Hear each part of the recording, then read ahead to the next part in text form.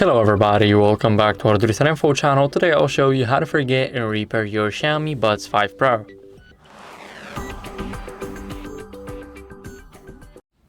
So first, as you guys can see, now they are connected to the iPhone.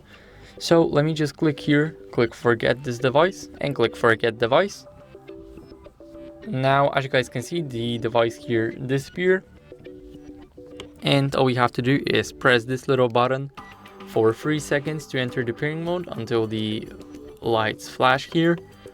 So now let's go over, click on XIAOMI Buds 5 Pro, and as you guys can see, now they're connected. So let me forget them here and let me show you how that works with an Android. So here, as you guys can see, I won't be able to connect because they were connected to an iPhone, so I gotta enter the pairing mode again. Now as you guys can see, we need to click on those headphones. Now let's click pair.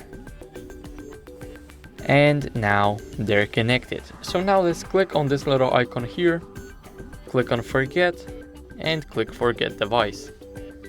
And now they aren't connected. So this is how you guys can do that. I hope this video was helpful. And if it was, then leave a like, sub and a comment, and I'll see you in the next one.